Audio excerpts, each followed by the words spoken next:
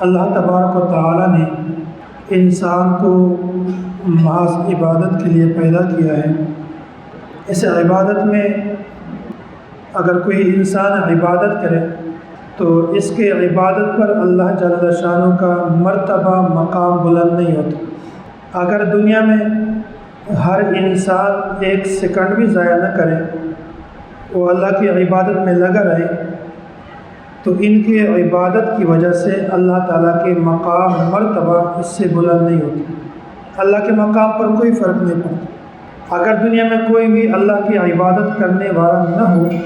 تو پھر ان کے عبادت نہ کرنے کی وجہ سے اللہ تعالیٰ کے مقام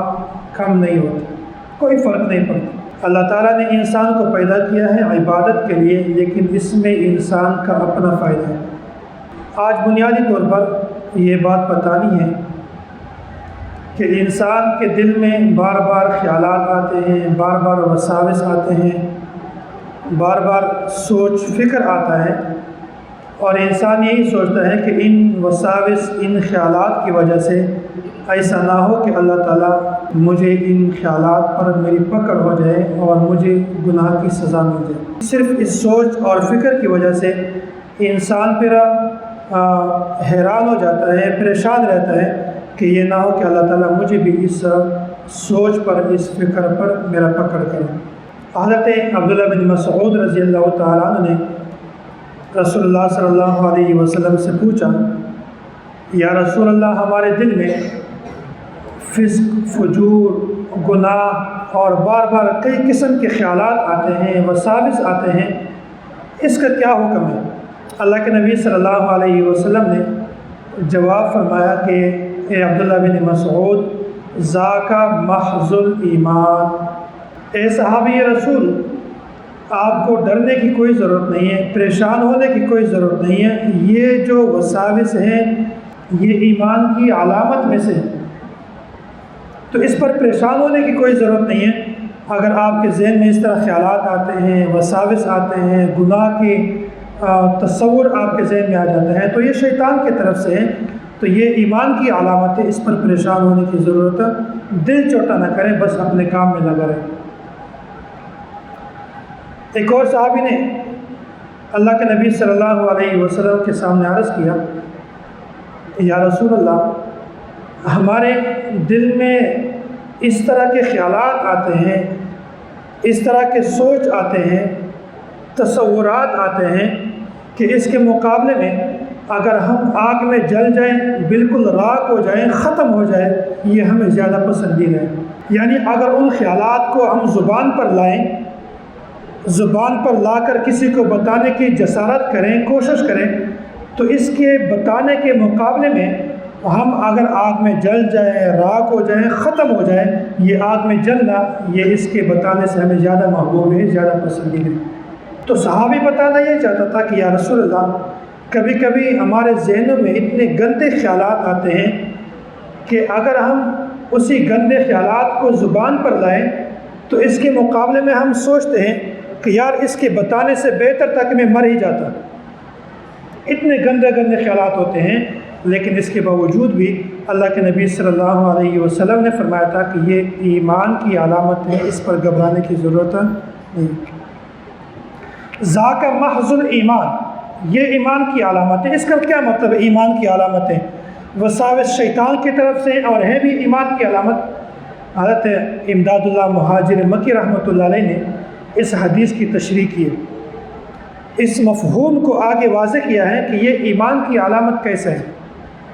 انہوں نے کہا ہے کہ یہ جو خیالات آتے ہیں یہ شیطان کی طرف سے، یہ شیطان انسان کو چھوڑتا نہیں ہے۔ یہ گویا کہ جب شیطان انسان کے دماغ میں، دل میں کوئی خیال پیدا کرتا ہے، کوئی سوچ پیدا کر دیتا ہے، تو گویا شیطان اس انسان کے ایمان کو چھیننا چاہتا ہے، شیطان اس ایمان کو لینا چاہتا ہے، ختم کرنا چاہتا ہے۔ اس کی مثال ایسے ہے جیسے چور اور ڈاکو۔ اگر کہیں پر آپ نے دیکھا ہوگا کوئی ایک مکان ہے یا بلڈنگ ہے یا عمارت ہے، وہاں پر دو قسم کے لوگ رہتے ہیں۔ بعض لوگ رہتے ہیں جو بالکل فقیر ہیں، غریب ہیں، وہ دیہڑی کرتا ہے، دن میں 1000 روپے 500 روپے کما کر وہ گھر کے لیے رات کو سامان لاتے ہیں، مزید اس کے پاس کچھ نہیں ہوتا۔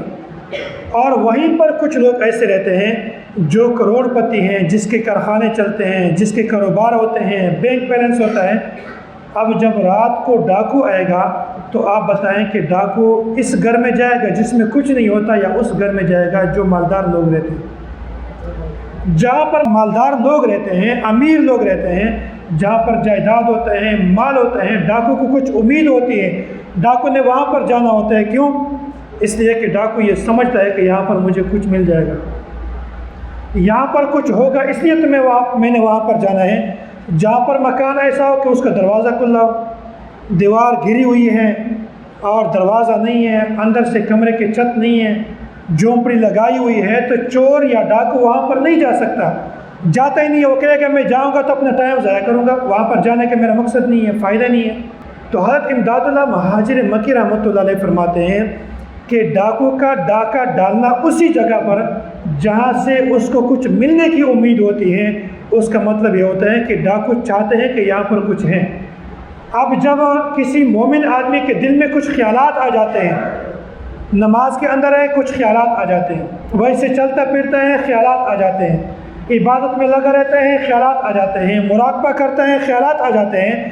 تو یہاں پر شیطان کہنا چاہتا ہے کہ ہر بندے کے دل میں وسوسہ نہیں ڈالنا، بلکہ اس بندے کے دل میں وسوسہ ڈالنا ہے جس کے دل میں کچھ ہے۔ تو یہ حضرت فرماتے ہیں کہ شیطان ہر آدمی کے دل میں نہیں جاتا، ہر انسان کے گھر میں نہیں جاتا، وہاں پر جاتا ہے جہاں سے کچھ ملنے کی امید ہوتا ہے۔ تو لہٰذا شیطان اس بندے کے دل میں جاتا ہے جہاں پر ایمان ہوتا ہے، جہاں پر انسان کا دل جو ہے ایمان سے بھرا ہوتا ہے۔ شیطان کہتا ہے کہ میں ایسے بندے کے دل میں جاؤں جہاں سے مجھے کچھ مل جائے، ایمان مل جائے۔ تو لہٰذا شیطان جو ہمارے دل میں وساوس پیدا کرتا ہے، اس کا مطلب یہ ہوتا ہے کہ میں اس مومن کے دل سے ایمان کو چھین لوں۔ تو یہ فرماتے ہیں ذاک محض الایمان، شیطان کی طرف سے جو وساوس ہیں یہ بعین ہی کیا ہے، ایمان کا جز ہے، یہی ایمان کا مطلب ہوتا ہے۔ اسی سے مراد ہے کہ یہ بندہ مومن ہے۔ جو وساوس ہے اس کے کئی درجات ہیں۔ وساوس کا ایک درجہ تو یہ ہے، شیطان جو ہے یہ وسوسہ ڈالے انسان کے دل پر، لیکن وہ وسوسہ کا تعلق عقائد کے ساتھ ہو۔ اور کبھی کبھی شیطان جو ہے انسان کے دل میں وسوسہ پیدا کرتا ہے، سوچ و بچار پیدا کرتا ہے، اس کا مقصد اس کا تعلق اعمال کے ساتھ ہوتا ہے۔ اور کبھی کبھی شیطان جو ہے انسان کے دل میں وسوسہ پیدا کرتا ہے ایسے اعمال کے بارے میں کہ نہ تو عقائد کے حوالے سے ہیں اور نہ ہی گناہ کے حوالے سے، بلکہ مباح کام ہوتا ہے۔ تو جو پہلی قسم ہے کہ جب شیطان انسان کے دل میں وسوسہ پیدا کرتا ہے اور وسوسہ عقائد کے متعلق، اب انسان کے دل میں یہ خیال پیدا ہوا، یہ وسوسہ پیدا ہوا کہ اللہ کی ذات ہے یا نہیں ہے، اللہ کی ذات اگر ہے تو ایک ہے یا کئی ہیں، یہ آخرت میں حساب کتاب ہوگا یا نہیں ہوگا، آخرت ہے نہیں ہے، قبر عذاب ثواب ہے نہیں ہے، جنت جہنم ہے یا نہیں ہے۔ ایسے عقائد کے متعلق شیطان انسان کے دل میں شبہات پیدا کر دیتے ہیں۔ تو اس کے بارے میں اللہ کے نبی صلی اللہ علیہ وسلم کی صریح حدیث موجود ہے کہ ایسے وساوس کے ساتھ انسان کافر نہیں ہو جاتا۔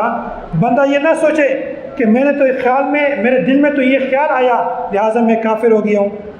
میرے دل میں یہ خیال آ گیا میں منافق ہو گیا ہوں، میرے دل میں یہ خیال آ گیا میں تو بددین ہو گیا ہوں، میں تو فاسق فاجر ہو گیا ہوں۔ لیکن اللہ کے نبی صلی اللہ علیہ وسلم فرماتے ہیں کہ جب انسان کے دل میں شیطان اس طرح کے وسوسے پیدا کریں تو یہ کبھی نہ سوچنا کہ میں کافر ہو گیا ہوں، میں فاسق ہو گیا ہوں، میں بددین ہو گیا ہوں۔ کیوں؟ اس لیے کہ ایسی چیزوں کا تعلق عقیدے کے ساتھ ہے، ایسی چیز کا تعلق ایمان کے ساتھ ہے۔ اگر آپ کا دل ایمان پر، آپ کا دل عقیدے پر مضبوط ہے تو شیطان جتنے بھی وساوس ڈالیں ان وساوس سے آپ کا ایمان خراب نہیں ہوتا، آپ کا عقیدہ خراب نہیں ہوتا، آپ کبھی بھی اس وساوس کی وجہ سے کافر نہیں ہو سکتے، آپ فاسق نہیں ہو سکتے۔ دوسرا نمبر وہ وسوسہ جو شیطان انسان کے دل میں ڈالتا ہے لیکن اعمال کی وجہ سے۔ انسان کے دل میں خیال آیا کہ میں ابھی نماز سے فارغ ہو کر باہر جاؤں گا تو میں نے کسی کا حق کھانا ہے، میں یہاں سے فارغ ہو جاؤں گا تو نعوذ باللہ میں نے زنا کے لیے جانا ہے، میں نے بد نظری کرنی ہے، اور میں نے حقوق کی تلافی کرنی ہے، اور میں نے فلاں بندے کے ساتھ ظلم کرنا ہے، زیادتی کرنی ہے، ناجائز کام کرنا ہے،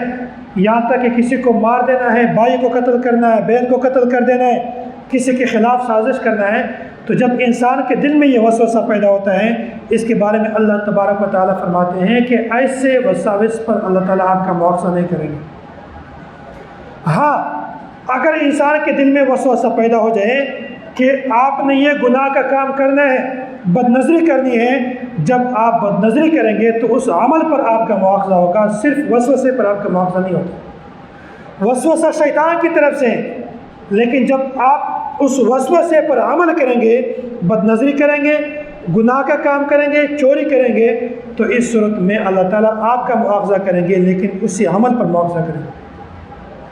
تو اس کا طریقہ کار یہ ہے کہ جب بھی آپ کے دل میں اس طرح وسوسہ پیدا ہو جائے، آپ فوراً اللہ کی طرف رجوع کریں، آپ فوراً اللہ کی طرف رجوع کریں، اور جا کر آپ توبہ کریں، آپ وضو کریں، نوافل پڑھیں، اور اللہ تعالیٰ سے معافی مانگیں، یا اللہ میرے دل میں شیطان نے یہ وسوسہ ڈالا ہے، حقیقی طور پر مجھے ان گناہوں سے بچا دیں۔ تو امید ہے کہ آئندہ آپ کے دل میں اس طرح وسوسہ بھی پیدا نہیں ہوگا۔ اور تیسرا وسوسہ وہ ہے کہ جب شیطان انسان کے دل میں کچھ بات ڈال دیتا ہے، وسوسہ ڈالتا ہے، لیکن وہ نہ گناہ کا کام ہوتا ہے، نہ عقیدے کا کام ہوتا ہے، نہ ثواب کا کام ہوتا ہے۔ ایک انسان نماز پڑھ رہا ہے، نماز میں خیال آتا ہے کہ میرے بیٹے نے آج کہاں جانا ہے، میرا بیٹا پتہ نہیں کہاں پر گیا ہوگا، میرا بیٹا مدرسے میں ہے، پڑھتا ہوگا نہیں پڑھتا ہوگا، کتنے پارے حفظ کیے ہوں گے، اور میرے گھر والے کدھر ہوں گے، میری والدہ کہاں ہوگی، میرے والد صاحب کہاں ہوں گے، میرے جائیداد ہیں، کاروبار ہے۔ یہ وساوس ایسے ہیں کہ گناہ کا کام نہیں ہے، اور نہ اس پر آپ کو نیکی ملتی ہے، یہ ایک مباح کام ہے۔ لیکن جب شیطان آپ کے دل میں اس طرح وسوسہ ڈالتا ہے، تو پھر اس صورت میں شیطان کا مطلب یہ ہے کہ یہ انسان جس عبادت میں لگا ہوتا ہے، اس عبادت سے اس کا سوچ، اس کی توجہ یہ بالکل ہٹ جائے۔ عبادت تو کرتا ہے لیکن لذت محسوس نہیں کرتا، عبادت تو کرتا ہے لیکن اس کے ثواب اور اس کی اہمیت کی طرف اس کی توجہ نہیں ہوتی۔ تو شیطان کا مقصد یہ ہوتا ہے کہ میں اس کی توجہ، اس کا سوچ، اس کے جو لذت ہیں وہ نماز سے ہٹاؤں، وہ نیک اعمال سے ہٹاؤں۔ تو یہ بھی شیطان جو ہے انسان کے دل میں وسوسہ پیدا کرتا ہے۔ ایک بزرگ ہے امام غزالی رحمۃ اللہ علیہ۔ امام غزالی رحمۃ اللہ علیہ بڑے عالم اور بہت صوفی انسان تھے، غالباً متوفہ 505 ہجری ہے۔ تو یہ نماز پڑھاتے تھے، عموماً جماعت کے ساتھ نماز یہی پڑھاتے تھے۔ ان کا ایک چھوٹا بھائی تھا، وہ کبھی بھی اپنے بھائی کے پیچھے نماز نہیں پڑھتے تھے۔ لوگوں نے شکایت کی ہے اس کی والدہ کو کہ اماں جان، یہ جو آپ کا بیٹا ہے یہ امام غزالی کے پیچھے نماز نہیں پڑھتا، لوگ طرح طرح کی باتیں کرتے ہیں، اس کی وجہ کیا ہے، اس کو سمجھاؤ۔ تو اب والدہ نے بیٹے کو بلایا، بیٹا آپ امام غزالی کے پیچھے نماز کیوں نہیں پڑھتے، اس کی وجہ کیا ہے؟ تو بیٹے نے کہا اماں جانا، اس کے پاس لوگ آتے ہیں، مسائل پوچھتے ہیں کہ یہ چیز پاک ہے ناپاک ہے، میرے جسم پر گندگی لگی ہے، اب میرا جسم پاک ہے یا ناپاک ہے، میرے کپڑوں پر گندگی لگی ہے، کتنی لگی ہے، تو یہ پاک ہے یا ناپاک ہے۔ عورتیں آتی ہیں کہ حضرت صاحب مسئلہ بتاؤ، یہ بیماری جو ہمیں آتی ہے یہ حیض کی ہے یا عام خون ہے، حضرت یہ مسئلہ بتاؤ کہ جو نفاس کی مدت ہے یہ کتنی ہے، زیادہ مدت کتنی ہے، کم کتنی ہے، حیض کی مدت اکثر کتنی ہے اور کم کتنی ہے۔ تو یہ جو میرا بھائی ہے جب یہ نماز پڑھاتا ہے تو نماز کے دوران اس کے جو خیالات ہوتے ہیں یہ حیض اور نفاس کے مسائل میں ہوتا ہے، لہٰذا اس کے جو سوچ ہے، اس کا جو دل ہے، جو خیالات آتے ہیں وہ خیالات بھی گندے ہیں، لہٰذا اس کی نماز بھی گندی ہے، میں اس کے پیچھے اس کی نماز نہیں پڑھتا۔ امام غزالی کی والدہ بھی تو والدہ ہے، اس نے بیٹے کو سمجھایا کہ بیٹا جو امام غزالی نماز میں سوچتا ہے وہ فقہی مسائل سوچتا ہے، وہ لوگوں کے اعمال کا سوچتے ہیں کہ لوگ نماز کیسے پڑھیں، صحیح پڑھتے ہیں یا نہیں پڑھتے، اس وقت میں نماز پڑھنا چاہیے یا نہیں پڑھنا چاہیے، یہ ایک فقہی مسئلہ ہے، فقہی مسئلے کے بارے میں سوچتا ہے۔ اور غیر اختیاری طور پر اگر کوئی آدمی نماز کے بارے میں اس طرح کے مسائل سوچ لے، نماز پہ کوئی فرق نہیں پڑتا۔ لیکن آپ جب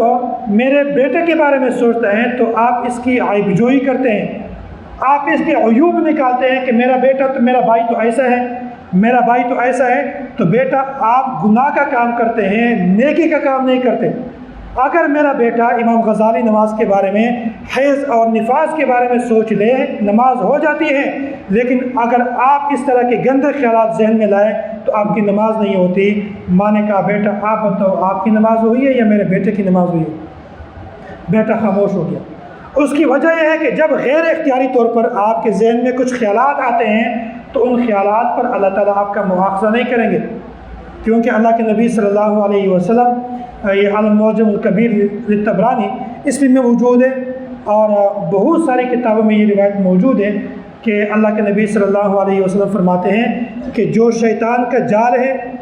جو شیطان کے خیالات ہیں، مکر ہیں، فریب ہیں،